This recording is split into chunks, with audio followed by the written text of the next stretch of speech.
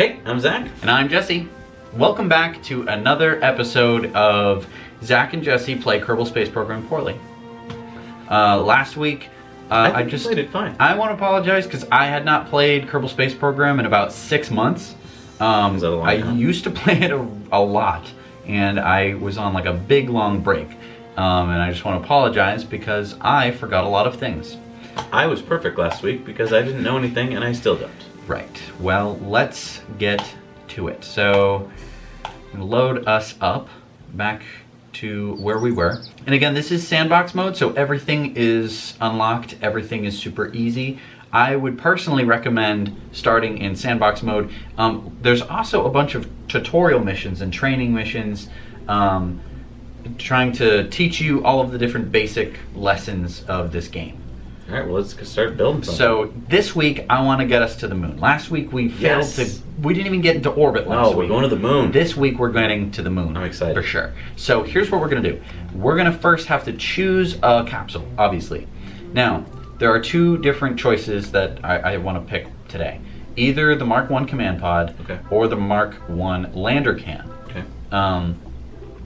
Both would be perfectly fine. Do I get to choose, or what do you? Yeah, well, let's choose. So the Mark 1 command pod is just a little capsule. The lander can is actually has a window which you can look out of to land, which I think is pretty cool. That's cool. So let's do that.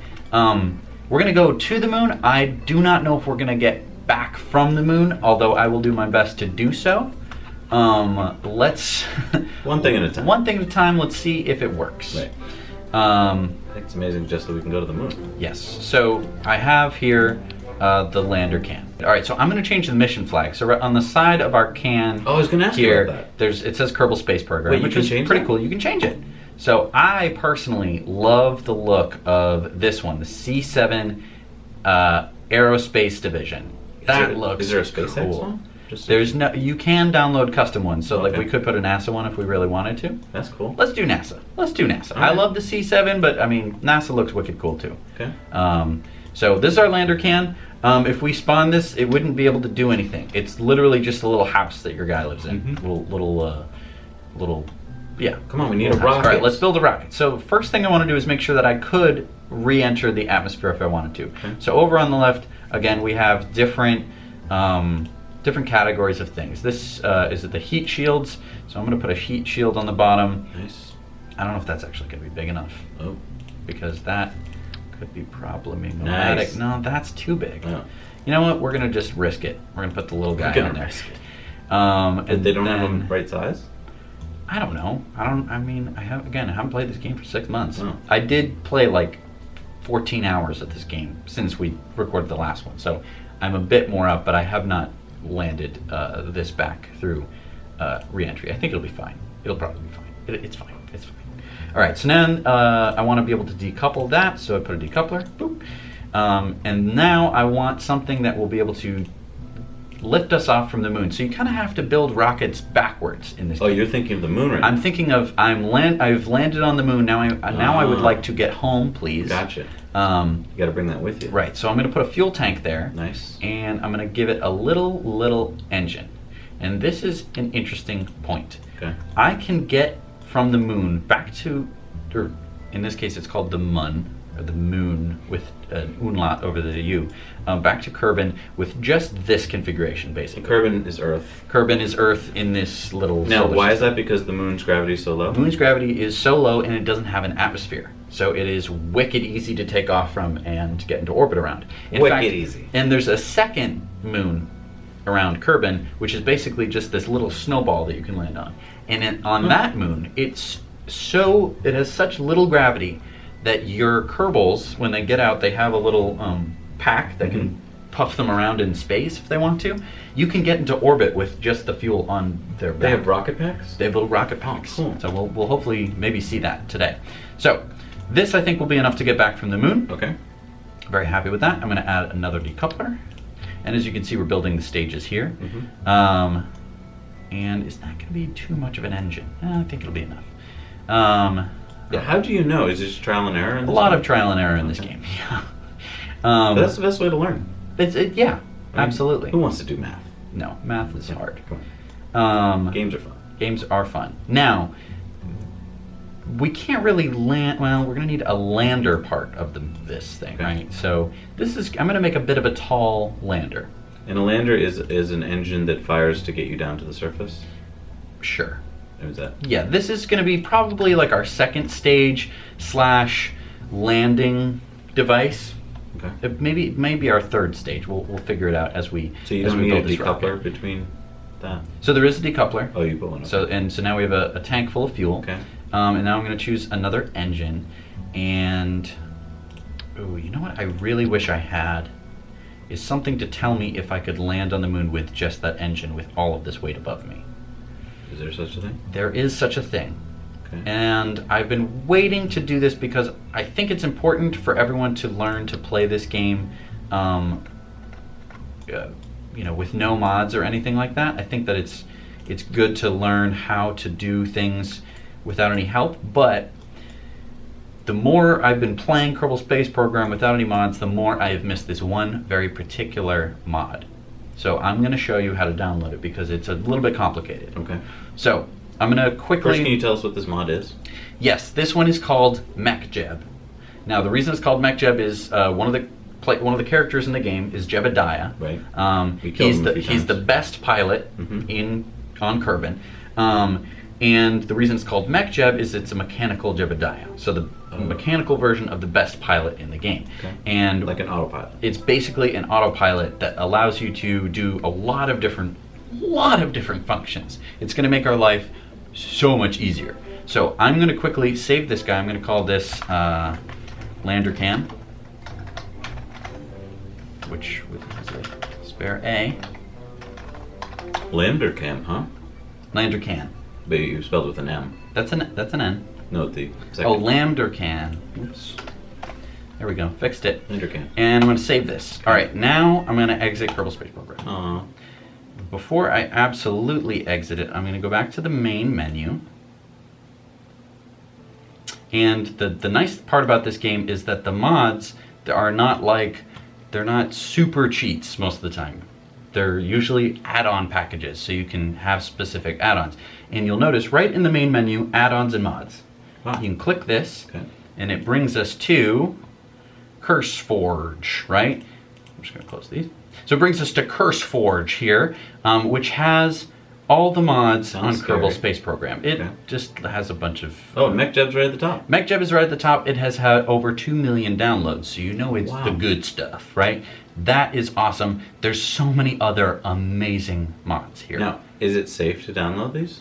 Yes, absolutely. Okay. I would say that pretty much every single one of these is completely safe. Okay. And every one of them adds a different aspect to the game. Sometimes it's just a single part, but other times a lot of these top-rated mods, like the Kerbal Attachment System, creates a whole new aspect of play. Wow. And how Like- much do these cost? They're free. What? It's amazing. This game is amazing. You can literally you can spend so many hours playing this game, doing different missions. You can get a Kerbal planetary base system. You can create bases on other planets, Wow. including habitats, greenhouses, support for life support mods and other stuff. So like there are mods that have life support, so you have to keep your Kerbals alive. It makes it more realistic, more difficult, This and is it's like you could play it forever.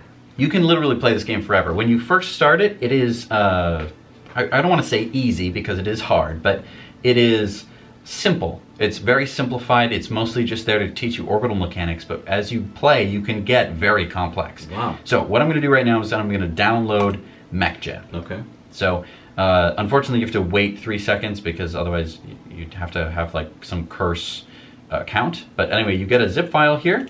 I'm just going to open it up in the folder, and it is right there. All right, so in order to download the mod, you have to do a little bit of file sorting. So right now I'm going to go to Program Files, x86. I have no idea why it's called that, but that's where all the Steam stuff is. Then Okay. I'm going to go to Steam. Then I'm going to go to Steam Apps right here. Then I'm going to go to Common. And then I'm going to go to Kerbal Space Program. Now I know how to do that because I've done this so many gosh darn times. Now what I'm going to do is I'm going to go to, and this is, just a normal application. We'll have a bunch of folders like this. Gotcha. I'm going to go to Game Data, and now I can add my mods into the Game Data, which is nice. It's a spot for you to add it in. I remember in the past, you'd have to add it into parts and stuff. It is very complex, but now you can just add it as game data. So what I'm gonna do is I'm gonna find this compressed folder, this MechJeb folder, I'm gonna drag it in over here, Okay. and it's zipped, so we have to unzip it. So then you hit extract all, and I'll save it, and there we go, made a new folder, I don't need it. So now I can see that MechJeb is saved, I can get rid of this zipped folder, boop. Yep, and now we just have to restart Kerbal Space Program, so I'm gonna close it out, and then I'll restart it. And what it's going to do is it's going to load now MechJeb 2 now. So what I have to do, and this is a little bit silly, but I have to take the MechJeb 2 out of the MechJeb 2-2.7.0.0 folder, because the way the architecture works, it needs to be this way. So I'm going to grab MechJeb 2, drag it into the game data, and then I'm going to get rid of the containing folder that it used to be. Wait, so can you just walk me through that again? You took it out of the containing folder. Right. Basically, in this folder called MechJeb with the numbers after it, it had the file that you need to put into game data. I may have done it a little bit dumb, but basically what you need to do is extract the file, grab the file that's in there, and drag it over to your game data.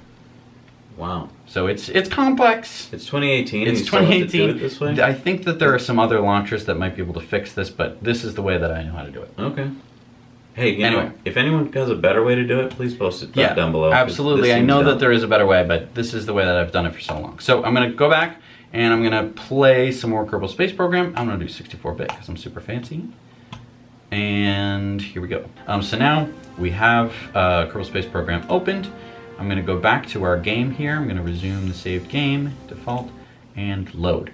Now, the only change now is that we have a couple parts that are from MechJeb. So I'm going to try and load up our lander can. Load them up. All right, so we're back. We have our lander right here. And now I'm going to go to Command and Control. And there's this little box called MechJeb 2 in the AR202 case. So I'm going to click it, and I'm going to stick it to my rocket. Boop. Now what that does is it allows me to bring down this MechJeb folder, this MechJeb thing right here. I'm going to click it, and it's going to come up with a couple different settings. So first thing is delta V stats. Okay. Now delta V is the change in velocity. Delta meaning change and V meaning velocity. Okay. So this tells us a lot of super useful data. Okay. So let's just look at this real quick. First of all, it's ordered by the stages that we have from 3 to 0. Okay. Let's just work our way across and figure this out. So TWR is thrust to weight ratio. Gotcha. So the amount of thrust, you can think of thrust in either pounds or newtons. Okay. So like if you had an apple that had a rocket engine on it and that weighed a pound, and the rocket engine could throw 1 pound of force out the back, What would happen to the apple? it would have a thrust to weight ratio of 1. Okay. And what that means is if the rocket was pointed down, it would be able to hover in midair because it had enough force to levitate itself. Gotcha. So right now, if we're looking, and you can change what planet we're talking about here, but we're on Kerbal, which we're is on Earth. Kerbal, Earthish. Earthish, right? And its thrust to weight ratio on the 3rd stage, which is this rocket engine down here, it has a thrust to weight ratio of 0.76, which means that it don't have a lot of thrust compared to its weight. So basically not enough to get it off the Earth, or Kerbal. Or Kerbal in this case, yes. But we care about the moon? We care about the moon, so I'm going to click on moon, and you can see all of the other objects that you can land on in this game, which is super fun. So now I can see the thrust to weight ratio is way higher. So we can get off the moon. Yes.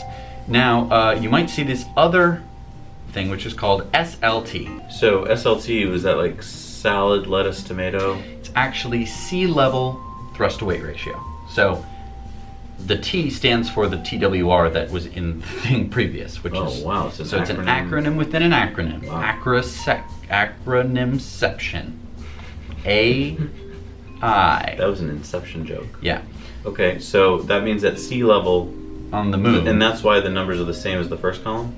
Yes, for the moon. So I noticed that the TWR column is different than the SLT column. Right. What's the difference between TWR and SLT? So if you click on a rocket, actually if we go over to the rocket, the engines menu, and you hover over one of these rockets, you'll notice something here. Oh, let me lock this. I want to look at this. So if you look here at the engine, it tells you some things about it. It tells you the thrust, ASL, and VAC. ASL means at sea level, what is the thrust that you can put out?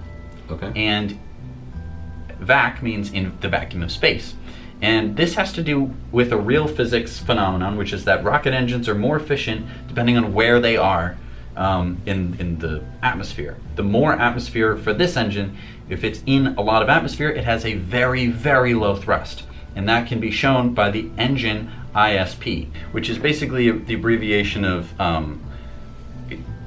Internet Service Provider. I'm pretty good. ISP is basically specific impulse, which is the integral of force.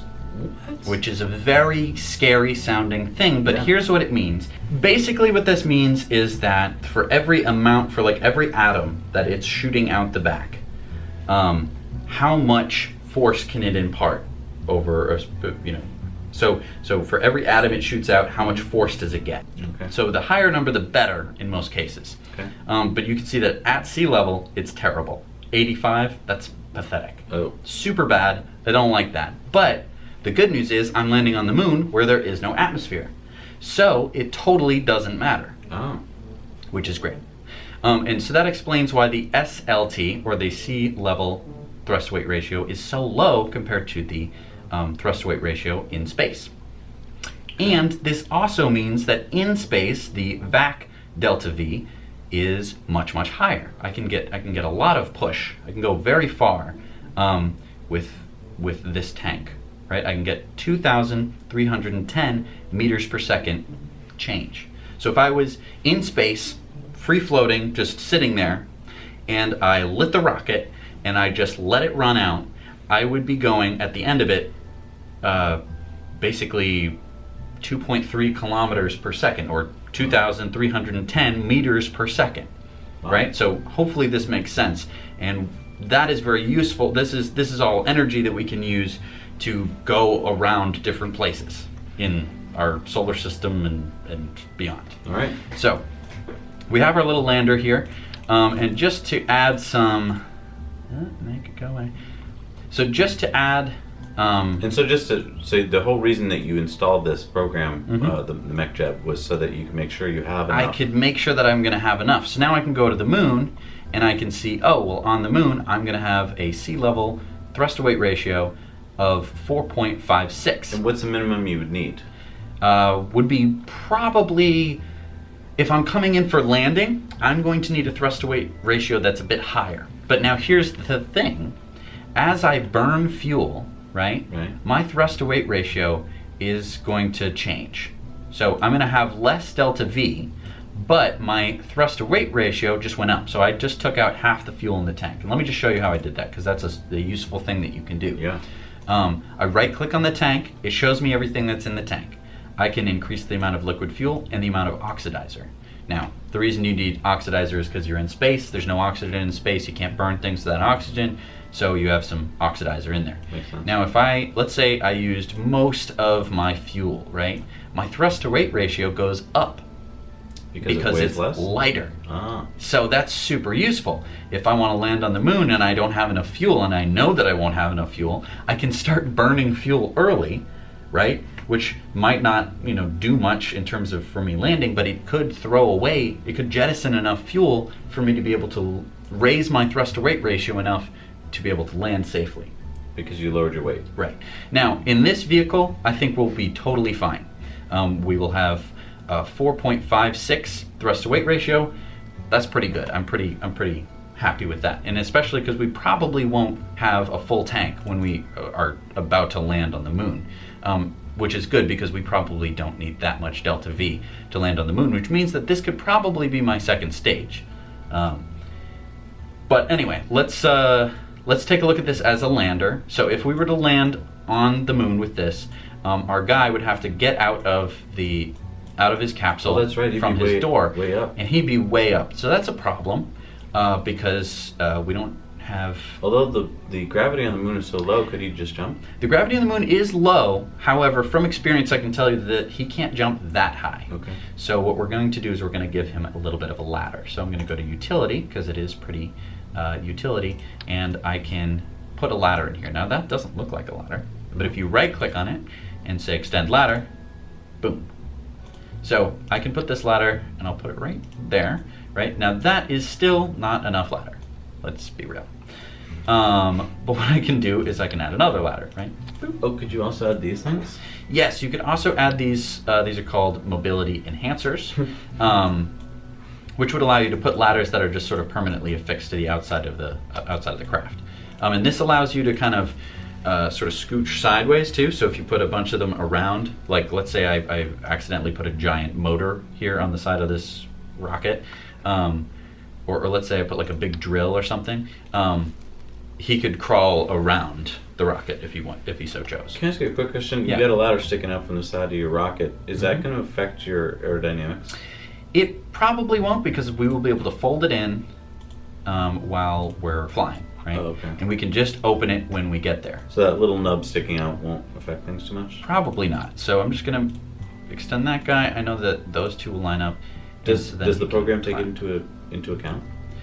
It will take into account other things that might stick off, but I think something so small as this is going to be negligible. Okay. And we're going to do probably another little trick that I'll show you in a second that will totally, make this not a problem at all. Okay. So one thing that would be an issue is if we launched this rocket with the legs extended. That would be an issue. that- So what we're going to do is I'm going to right click on them, and I'm going to say I'm going to retract them.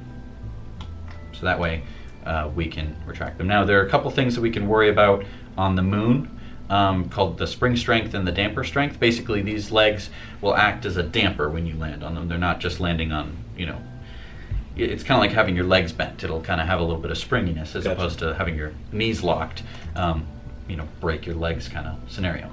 One thing we don't have on this is a parachute. So if we re-enter the Earth's atmosphere, we wouldn't be able to land very safely. I don't think that we would have enough, let's just double check. We would not have enough thrust to weight ratio to land on back on Kerbal. You would need If more than if one. we, for some reason, had enough fuel, we wouldn't even be able to land. Like, And what's the Falcon magic Heavy. number for that? It would be at least one. Okay. Probably more. Okay. Because you need to fight gravity. And if your thrust to weight ratio is 1, you can basically be like, I'm not speeding up. But like, you're still going wicked fast. So that's important. So I'm going to put a big parachute on the top. Boop, like a little hat, right? And that will allow him to not smash into the ground at 300 miles an hour. Okay. All right, so this is a pretty good lander. I'm very happy with it. I'm just going to hit the L save button. Okay, good. Now I'm going to put a decoupler, and now we have to build sort of the launching mechanism, something to get us to the moon. Now the problem with having such a big lander, and this is a pretty big lander, the problem with having such a big lander is that it means that you need to have a much bigger rocket, because for every gram that we're adding to this, we need like a kilogram of rocket fuel, because To get out of that's how space works. It's hard. So let's start getting into that. So I put a decoupler on the bottom, and I'm going to do another thing. Because this is kind of bulky, it's not very aerodynamic, I'm going to add a fairing. So I'm going to come over here to, which section is it? It's under... What section is it? It's under payload. That makes sense. Okay, so I'm going to make a fairing. And the cool thing is you can make custom fairings in this game. What? Yeah. So I'm going to make sort of an elongated Whoa. type of fairing right here. Fairing is a fancy word for wrap. Yeah, so it's... yeah, you can wrap your cool ride. That is cool. And you can, it's totally custom, so if I wanted to edit it, I could say, you know what, I can slim it down here, right? Oh, wow. And that will save weight and increase air drag, right? or fix some drag. So I can do. Oh, I see. The cost number goes up, but that. we don't pay this. The government pays. Right. This is paid for by somebody else, so we don't have to worry. But the mass goes up, I see. Right. And you can choose the way that it works. So you could say, I want 2 sides. I want it to be a clamshell deploy because those are way cooler than any other kind. I don't know what truss structure is, honestly. And so dark blue means you turned it on. It means you've turned it. Yes, I believe so. I'm not entirely sure. And so when you get to space, then you jettison it? Yes. And it's important to jettison it once you leave the atmosphere because that will allow you to, it'll allow you to have better thrust to weight ratio because now you're trucking around less weight. You know, if you are pulling the wagon and, you know, your little brother finally jumps out of the wagon, you're like, oh, sweet. Now it's a lot easier to pull. Basically the same thing here. All right, so now we've built the thing there. Let's build, let's put some, I want to put a second stage on this because I definitely want to get to the moon. I don't want to like accidentally end up not getting to the moon because I'm dumb. And I'm going to put a pretty powerful engine on it. So that was fuel you just added? Yeah, so I added 2 more tanks of fuel, and now I'm going to try and add another engine. And Can I just ask you a quick question? So is that liquid fuel? This is liquid fuel. So you have to make sure you add a liquid fuel engine? Right, yes. Most of the, you can't really add a solid fuel tank because that doesn't make any sense.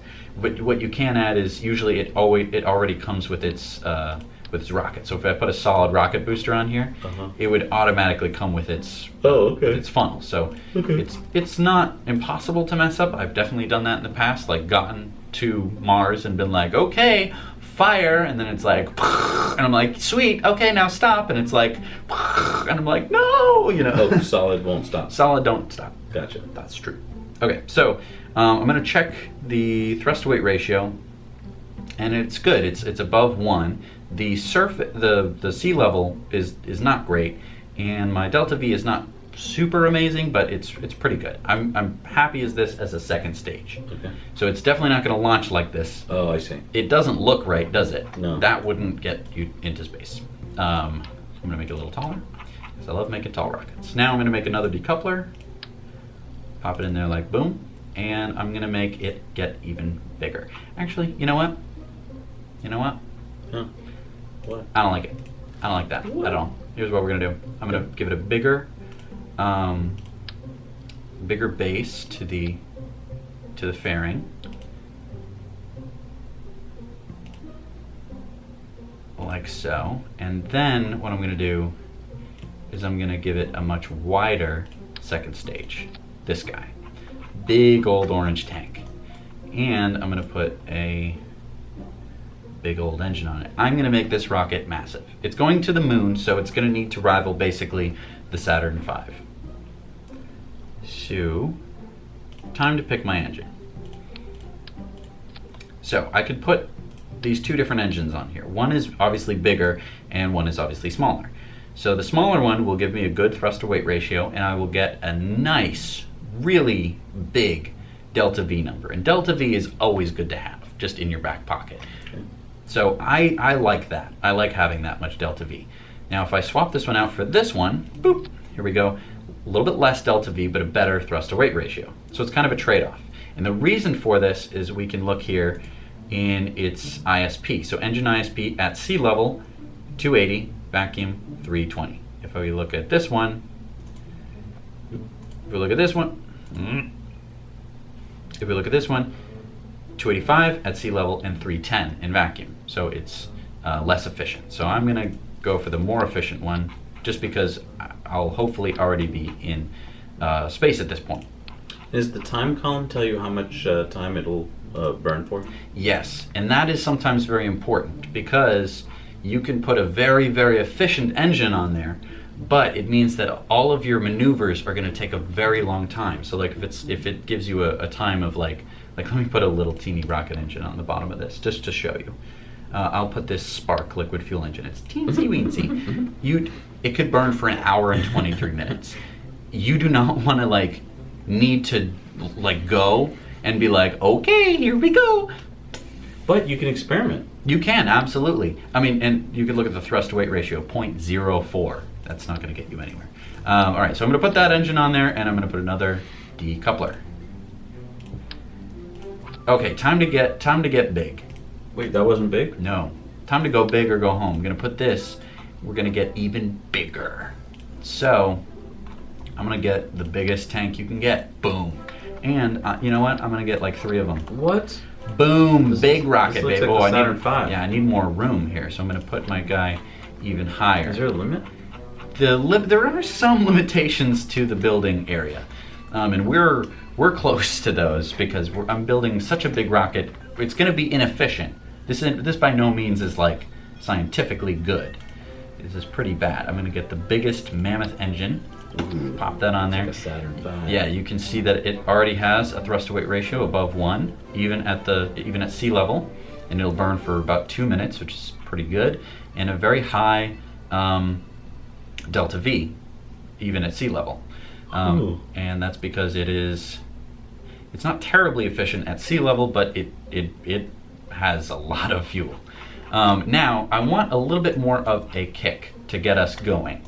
That wasn't enough? No, it's not enough for me. So what I want to do is I want to put on some side boosters. Ooh. You've seen these before in, Hollywood. Falcon Heavy. Right, Falcon Heavy. But these are going to be solid boosters because I'm lazy. So I'm going to get some solid boosters. I'm going to get these kickbacks boosters. Big boys. Pop those on there. And just to make sure it's centered, not perfectly centered if you notice there. A lot of it, oh, maybe it is. Yeah, it is. Okay. Is there a button you can click so that it's automatically centered? On the decouplers, you can actually be off center, which can lead to some big problems. So I always double check. Now you'll notice that this is staged wrong because our sea level thrust to weight ratio is too low, and we only get like a 250 delta V. That's because I want to launch this engine and the 2 side boosters at the same time. So I'm going to drag down my engine in the staging area at the same time. So now you'll notice that I've split up my delta V of this rocket between 2 different stages because I'm going to, these only burn for about a minute, and then I have to jettison them, which is good because then I don't have to carry around that weight. So I'd say that's pretty good, and now I'm going to put on a cap, an aerodynamic cap onto them. So let's see. I'm going to put a nose cone on both of them. All right, so we've got a big rocket. It's huge. You can't sit it down on its boosters. Little teensy rockets you can, but not something so big. So I'm going to put it, it would crush the engine. So I'm going to put a stability enhancer there. Okay. And one last thing, such big rockets will tend to kind of bend and twist as we fly them, and that is no good. So what we're going to do is apply some space tape. What? So this is called a strut connector, and the way that this works is you just click on one thing and then you click on another, and it adds a strut, and it's a bit of metal that will hopefully add some stability to your rocket, which is super duper important. So I'm going to add the most efficient one I can possibly come up with, which is right here and right there. So it's just because right now it's only connected right there, and it could wobble back and forth, and I don't want it to like slam into my rocket. That would be bad. So I put it on both sides, as you can see, so that will give it a bit of stability. Then I want to do I'll do 4 right here. So I'm going to click down here, click up there.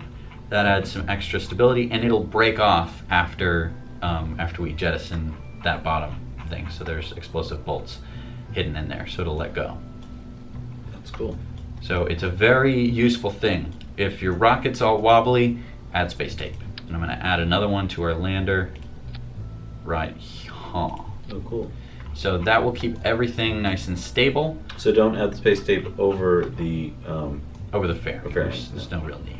And in fact, you can't really attach anything to the fairing. If you notice, if I try and grab the fairing, it will float away unless I grab the base of it. Gotcha.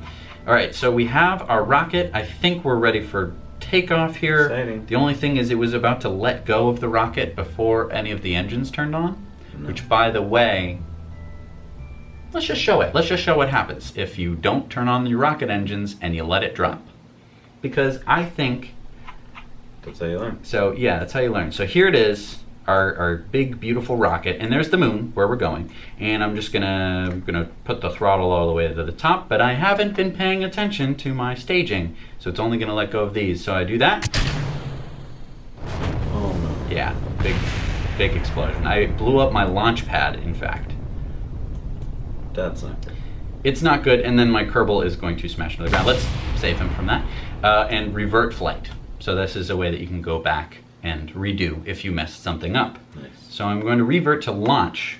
So I haven't fixed this, but you can fix this in mid-mission. So what I can do is drag this up and pop it in there. So now everything should be working according to plan. You'll see that I have my Delta V stats right here, so that it brings them with me and it updates them in real time, which is amazing and is exactly why I love MechJeb, because it makes space travel so much easier. Now, there are a bunch of other things that we can do with MechJeb. One of them is ascent guidance, which is super duper helpful. Now, it's a bit scary to look at because there are a bunch of numbers, a bunch of numbers that we probably don't know what they are. I'm scared. So we have prevent overheats, limit Q, limit acceleration, limit throttle, keep throttle limited, over electric limit. There's all sorts of different things. You don't need to worry about too many of them. Some of them are self-explanatory, but some of them, if you don't know like what Q is, which by the way is dynamic pressure, if you don't know what that is, then it's like, well, what is this? But here's what it's going to do. It's going to put you into an altitude over Kerbin in a circular orbit, Okay. Which is super helpful. You don't have to touch anything. You can take your hands off the controls, put this baby in autopilot, which is how it's done in space travel. No one is usually sitting at the controls of With a a rocket, joystick. launching into space because, let's face it, you're going, you can't really be like, oh, I need to turn left. Like, that's not going to happen. You're being shook around. Gotcha. So computers usually take care of it, which is another reason why I think that MechJeb is a pretty fair mod. So we can enable, show the ascent guidance, and then we can, I'm just going to walk through things that you might need to know. So orbit altitude, 100 kilometers is above the atmosphere, which is why it's in there automatically. Gotcha. Can you change these numbers? You can change them to all sorts of different things. Cool. You can automatically stage the fairings when dynamic pressures are of a certain thing, or if you're above a certain altitude. Stage meaning they'll come off? Yeah, they'll fly off, which is pretty cool. It will auto warp and stuff like that, which means basically that it will speed up time to save you some time, so that way you don't have to wait until you need to burn to the moon. Gotcha. And you can change your Right, because ascent path. a flight to the moon would take a couple days. Right. All right, so I think we have everything that we need. I'm going to engage the autopilot, and then as soon as we're ready, we're going to launch. So I'm going to just do a quick 3, 2, 1, launch. What did you hit to launch? I hit the space bar. So all of my boosters now are engaged, and the nice thing is I don't have to worry about the controls. So it is taking care of it. And you'll notice here that your delta V is changing immediately. So it's going down precipitously. Why? And because we're burning fuel, and that fuel is needed to make us go. So you'll notice now that it's beginning to turn. And basically what that is doing is it's beginning to throw us in the same direction that the Earth is spinning, or Kerbin is spinning. Because we need a lot of lateral momentum in order to not fall back down into Kerbin. Gotcha. So we need to, even in the atmosphere, at least start to go sideways. And it's basically more efficient that way. What we could do is fly straight up and then be like, okay, we're out of the atmosphere, and then fly sideways. Okay, so we just decoupled our 2 boosters. They're now falling back down to Kerbin to smash into the ground. But they did their job. They did their job. They gave us a little bit extra push. So now we are on... Yeah, they got it up to 17 kilometers. Right. So that's quite good. Quite happy with that. And if we want, we can see the fuel here, or you can see the fuel there, of the engine and how it's doing. And we're practically out of the atmosphere now. This is a quite overbuilt rocket, which is pretty good. You can see some of the atmospheric effects here as we're leaving the atmosphere, going very, very fast. And this, if we look at the map, is putting us into an orbit. So you can see this bubble that it's making. How does it know that you want to try and get to the moon? It doesn't right now. Oh, right now okay. we are just trying to get into orbit. Oh, okay. Once we get into orbit, we can do all sorts of things. Okay. So you'll see that our apoapsis is increasing. And that's your peak altitude? Yep. And we continue to burn on our way to orbit. We have about 30 seconds more. Now it's throttling down because it's just going to wait now. We're going to run into a bit of trouble. Uh-oh, why? Because this is an enormous rocket, and we have no way to control the way that it's pointing. Uh-oh. So Why didn't we jettison the big fuel tanks there?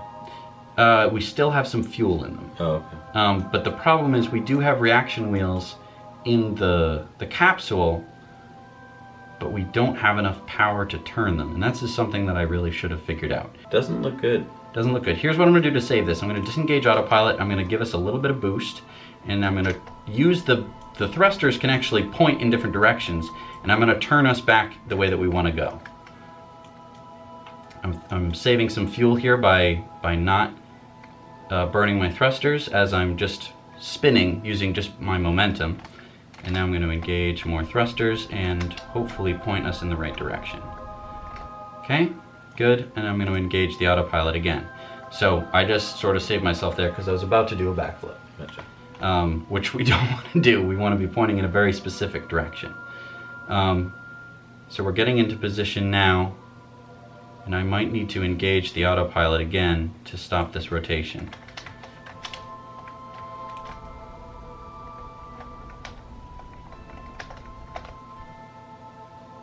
And I'm going to engage the autopilot again, and it's not going to do it. Oh boy.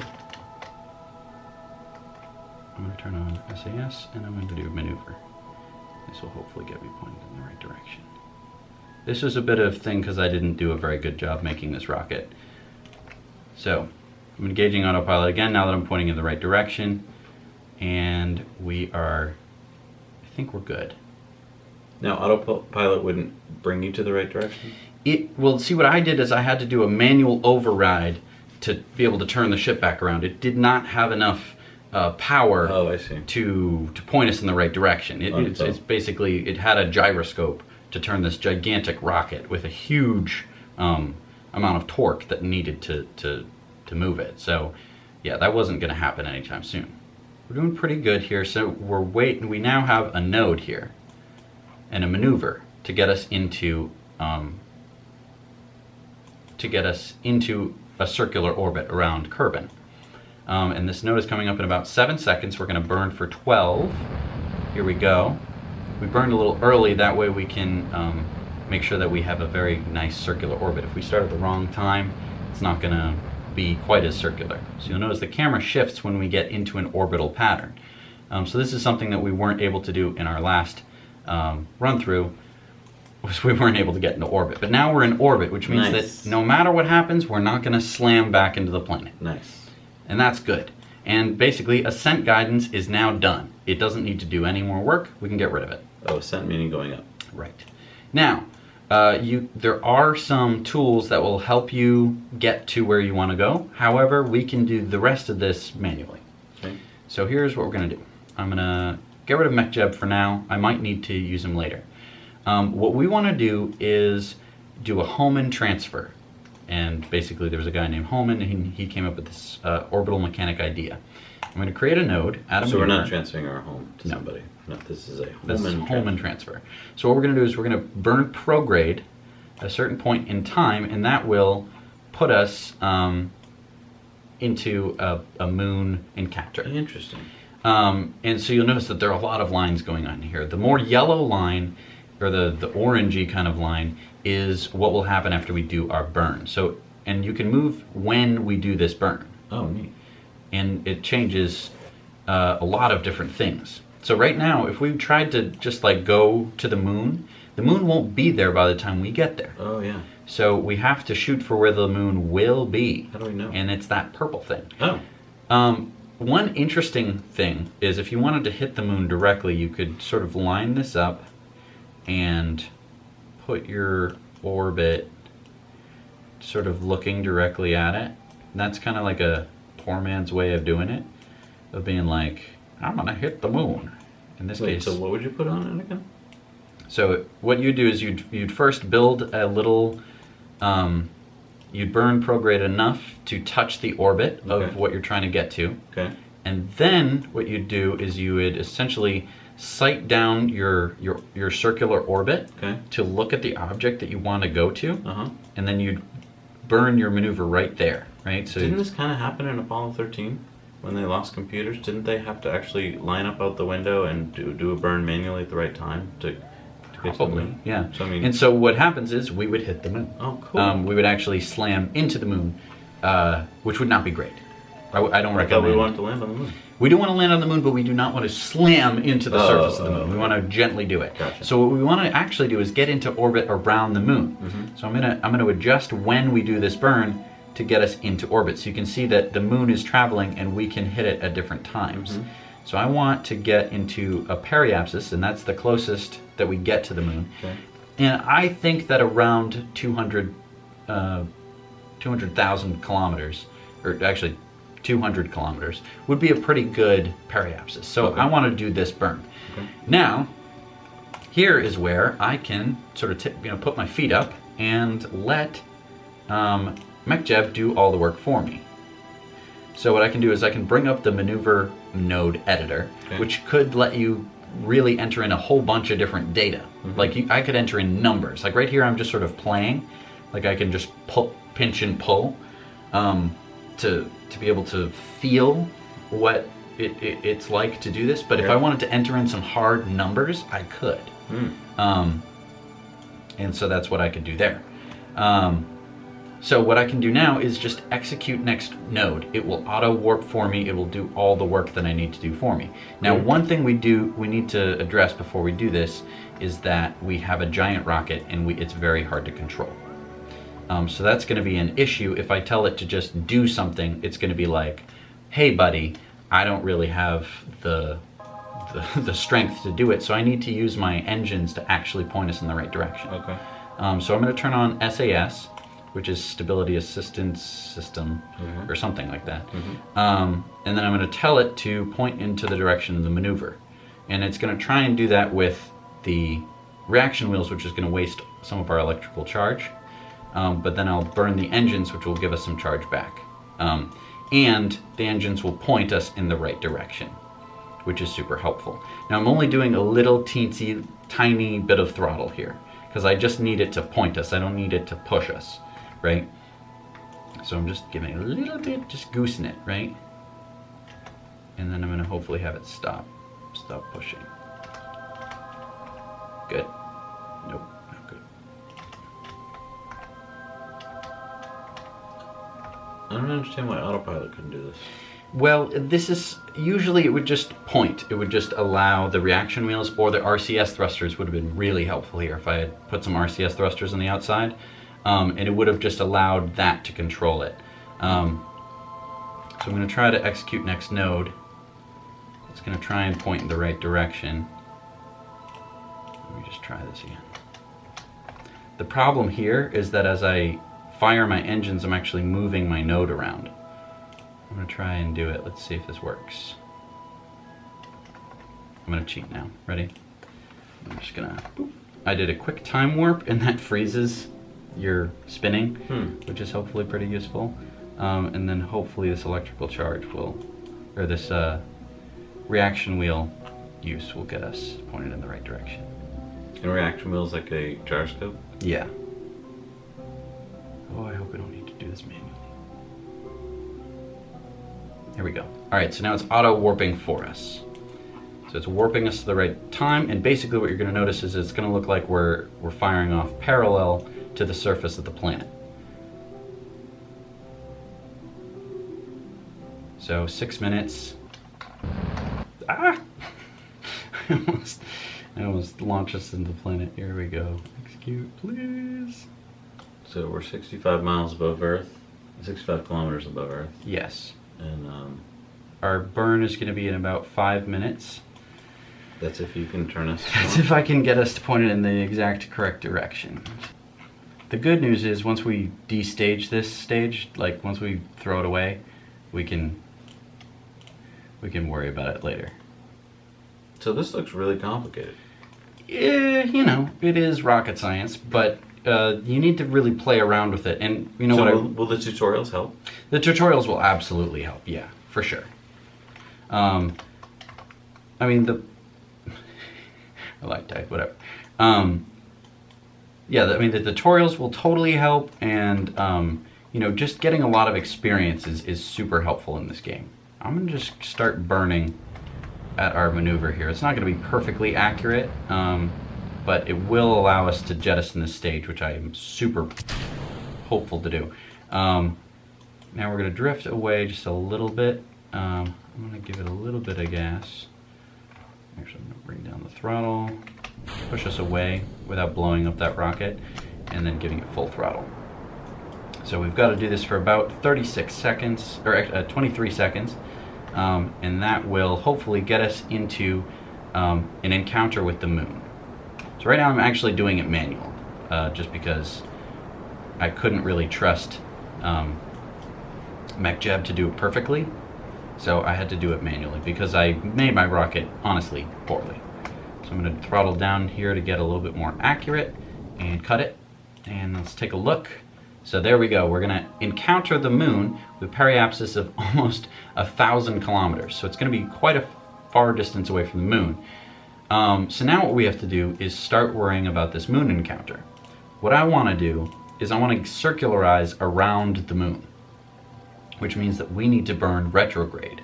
That's going to lower our eccentricity around the moon, because right now it's such an eccentric orbit that we're leaving the moon's gravity. I see. So I'm going to burn retrograde, retrograde, retrograde, which should hopefully over time... What does burning retrograde mean? It means burning backwards to the direction of travel. Oh, okay. Slow you down. In relation to the moon. So yeah, I've just pulled it into a somewhat circular orbit. We're on the very limits of what it can actually pull. Based on the gravity. Right.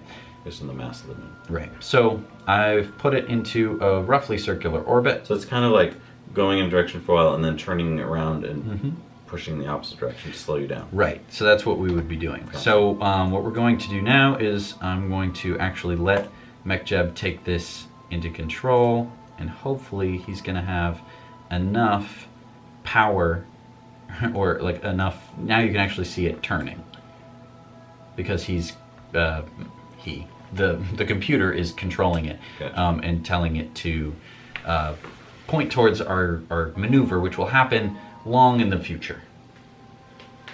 And is it doing a warp, so it's speeding up in time? It will do that once it's pointed in the right direction. Gotcha. We want to make sure that when we get to the point where we need to be, we will be able to start burning immediately. And you know what? Now that we're in orbit, I'm going to get rid of our fairing. Our fairings, So we I'm don't going need to it. deploy it. Neat. Neat. I didn't do the clamshell. I don't know why I didn't do that. That's sad. It's okay. We'll be alright. Alright, so what's going to happen pretty soon is once it's happy, it's going to start warping us over to the moon. So you can see the moon there. And it's going to look like the moon is getting away from us. Alright, so now here we go, we're warping. And we're going to fly around kind of the backside of the moon, and then we're going to burn. So, and it was just making a couple corrections there, so that way when we get to the moon, to the exact point that we need to get to, we can begin burning and getting ourselves in a circular orbit around the moon, which is exactly what we want to do. So here we go, and you can actually see that our maneuver is in progress. So we're slowing ourselves down around the moon, because we were going to fly right by it, but we're slowing ourselves down enough to where we're able to get pulled in by the gravity of the moon into an orbit. Neat. So you're actually slowing it down. And that's what burning retrograde is. And so we're getting a nice circular orbit around the moon. Nice. So now the moon doesn't have any atmosphere, which means that we can put ourselves into an orbit that is super, super tight. You can go so tight that you are just... Grazing it? You could literally be a foot from the surface of the moon if it were perfectly round. Right. And be perfectly fine. If it had no mountains or... No mountains or anything like that. Right. So what we're going to do is, at basically any point, I'm going to add a maneuver, and again we're going to burn retrograde to pull us closer to the moon. So we're going to slow ourselves down, which means that the moon is going to, it's always basically pulling us, but because we're now not flying so fast past it, we're able to get closer, which means that we then speed up when we get closer. It's very difficult, very complicated. Kind of like spinning a string around you. In a sense, in a way, yeah. But I mean, it's like a pendulum, right? The shorter the string, the faster it moves the pendulum. Right. The longer the string, the longer. Kind of, yeah. All right, so I'm going to put ourselves in a very tight periapsis here. And then I'm just going to go ahead and add another maneuver to circularize that orbit at the periapsis. So I'm going to pull that in. Is that retrograde as well? That is also retrograde. So we did a bunch of retrograde. We're just slowing down around the moon to get ourselves closer and closer, which ironically speeds us up. All right, so that's going to give us a circular orbit. I'm going to tell MechJeb to do all those things. Let's do it. So MechJeb is going to hopefully start to point us in the right direction, which will be basically retrograde to the direction that we're flying, so opposite the way that we're going, slowing us down, pulling us closer to the moon. And so we're 1,000 kilometers from the moon right now. Yes, and you can look back at Kerbal and the sun. Wow. And if we had some solar panels, we could have deployed those. Those would have been pretty helpful. But we can keep getting our energy from burning fuel. But you can't do that forever. All right, so now we're doing a warp to our burn, to our node, our maneuver location, and we're going to be burning for about 5 seconds.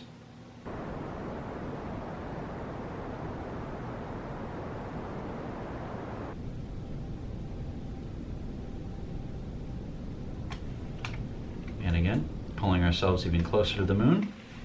This is cool. So now we're going to execute the next node. Now this is a bit complicated. I could have pulled us into a much tighter orbit around the moon when we were first passing it. But this was just a way to be a little bit more safe. Obviously in this game you can be as inefficient as you like, which is good because it's how you learn. It's how you learn. And this is why I recommend the sandbox mode the most, because when you're first learning, because you get to learn the concepts without any consequences or difficulty, being like, oh, I would like to do this, but I haven't earned a big enough rocket. You know, it's good to go in there and get all the concepts learned quickly.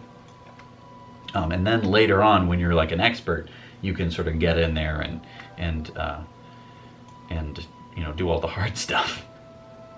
All right, so we've turned our rocket around, and that's basically because we're going to orbit around the moon, and then the direction that we're facing now is going to be retrograde, which is kind of interesting. And it's speeding us up again. And it's speeding us up. So you'll notice that as we go around the moon, and we're getting a lot closer, now we're firing in the opposite direction, and we're in the shadow of the moon, which is quite interesting. And we're so close to the moon, you can see all of its features. And this is literally the speed that we're flying at right now. This is real time. So okay, we're doing like an 8-second burn here.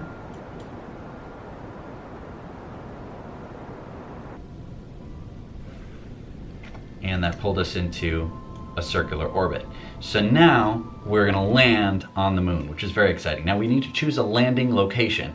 And if you want to, MechJeb has its own landing guidance, which will land you all by yourself. You could do landing guidance. It allows you to basically pick a point anywhere on the moon and it would land you there. Wow. Super helpful. I would choose that.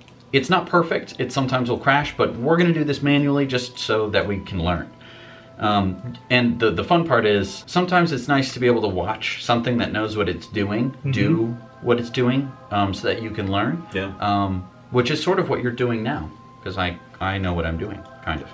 Yeah, that's debatable. So I'm going to pick a point to land on the moon. I'm going to pick here because it's kind of smooth. There's not a lot of craters right around here. Okay. Because landing on a hill, like the side of a hill, Not good. problematic. So here's what I'm going to do. I'm going to add a maneuver. We're going to burn retrograde, so much so that we're going to fall basically into the planet. Nice. I'm going to put us into a location, and you know what? We're just going to fall straight down. I'm going to put us right above where we want to be, and then I'm going to burn retrograde until we fall straight down. And basically what that looks like is a straight line. That's cool. Which is cool to see. So we'll put it right about there because that's where we want to do it. And now I'll have MechJeb execute that burn for us. So this second stage has been very helpful to us, this gigantic tank with this very efficient engine. I love second stages like this.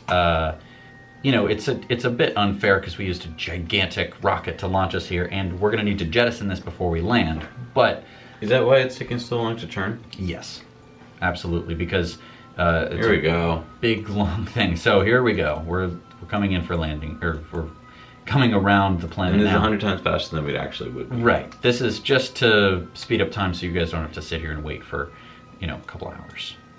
Actually, it would only have been like 20 or so minutes, but you know, this is getting pretty long. So here we go. So it's getting ready. It's doing the burn. Now this burn lasts quite a while because we have to negate all of the lateral momentum that we had going around the moon. And you can see that now our thing is getting skinnier and skinnier until we're going to basically just be falling straight down. Neat. And we can look and see that we have slowed considerably. We're no longer orbiting as much as we are just sort of, you know, just hovering right above it. And now we're just going to start falling straight down to the planet. So what I'm going to do is jettison this fuel tank because we really don't need it that much. So what I'm going to do is stage and stage. Here we go. Bye, fuel tank. Bye. All right, and I'm just gonna give a little bit of a push to get us far away from it because I don't want to be there when it smashes into the planet. Are we trashing the planet? We are smashing a big bottle of fuel into the planet. Yes, it's not great. I'll be honest, but you know, whatever. Okay, so here we go. I've just turned on SAS and I want to basically burn retrograde because now that we're flying straight down, retrograde is up. So this is just going to help me point in the right direction, and then I will probably allow this to, I'll do some of my own manual stuff. So we're basically just falling straight down now. And we want to make sure that when we get to the surface that we don't slam into it. So I'm going to go ahead and add ourselves a quick maneuver to make sure that we don't slam into the planet. Add a maneuver, I'm going to burn retrograde. And what that's going to do is it's going to slow my ascent so that when I get there I negate all of my downward force. It's going to take me 26 seconds to do this burn, and I can quickly look ahead and see that the other maneuver would be enough time. So it'll be enough time for me to slow back down, basically. I need time to slow down my craft before I hit the ground, because I'm accelerating right now. It doesn't look like I'm accelerating, but I'm accelerating at the speed of gravity of the moon. And I might not have enough counter acceleration to get myself slowed down before I hit the surface. So I don't want to turn on my engine right before I hit the surface because I'm already going about 200 meters per second straight down. I'm going to turn this back to surface. All right, so I'm going to do a burn starting around now just to start to slow us down. I have plenty of delta V here. This is helpful. This is where delta V becomes very helpful because I can see what my speed is. Oh, you're slowing down. I'm slowing down, but let's say I turn this off, right? I'm accelerating, but this is in meters per second. So my delta V should be roughly able to slow me down 10 times from this speed, which is excellent. So I can just sort of make sure that my descent is controlled. I I can deploy my landing legs now, which is going to be by default G. You can hit G or you can click toggle landing gear action group there. So you're 13 kilometers up. Yeah, and falling fast. So You're speeding back up again. Yeah, I'm gonna start to burn retrograde to slow me back down. And here's where you want to make sure that you're paying attention to the altitude.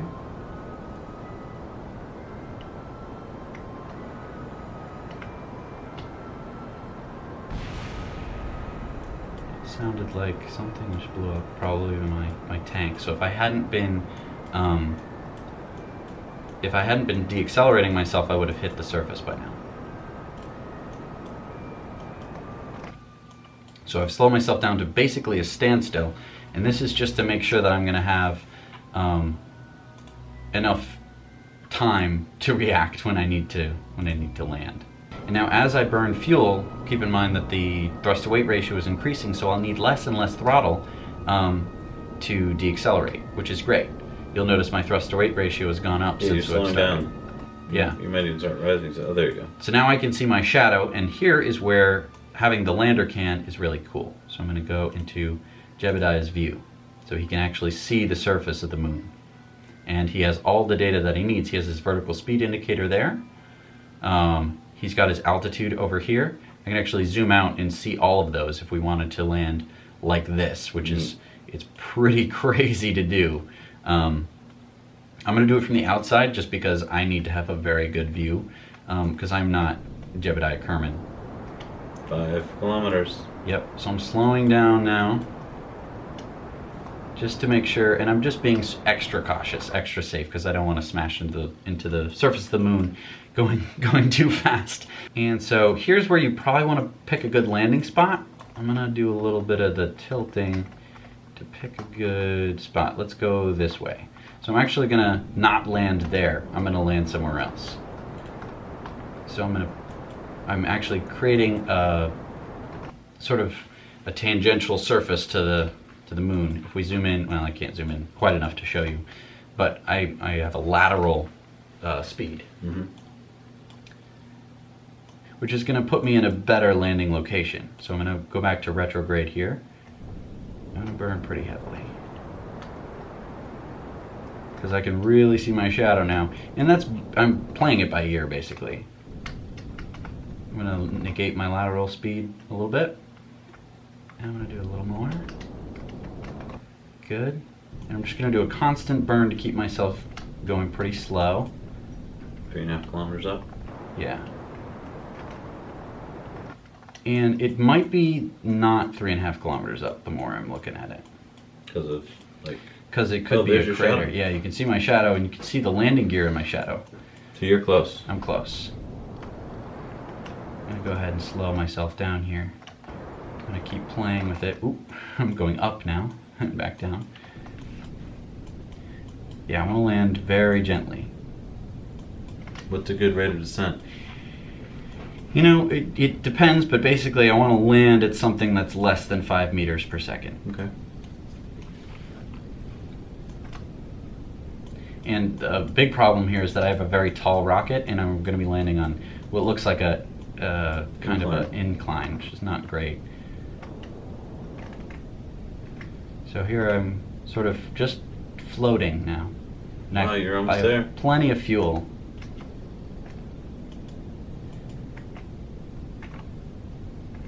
So I'm just sort of floating. Ah! I keep cutting my engines when I really shouldn't be. Oh no. Uh-oh, hang on. Retrograde. Okay, cancel, cancel, cancel. Ah! Oh boy. Hang on. Hang on. Pull up, pull up, pull up, pull up, pull up, pull up! Oh shoot! We did not land on the moon. Didn't land. Hang on, hang on, hang on. Well, I guess you could technically say we did. I really should have saved it. That's good. I think that was a good I think that showed... Landing on the moon is no easy tough. task. That was good. Well, we got into orbit this time. You know, setting high goals for yourself is very important. Yeah, that's what Elon does. It's very hard to pilot a craft with just your keyboard here. I think next time I'm probably going to bring joystick. But anyway, it's 12:15 in the morning, so we're gonna go to bed. Thank you so much for watching this episode of Zach and Jesse Play Kerbal Space Program Badly. Hey, you know, I think we should always end with a crash. I think that should be an important thing that we always do. So, thank you so much for watching. Now you know.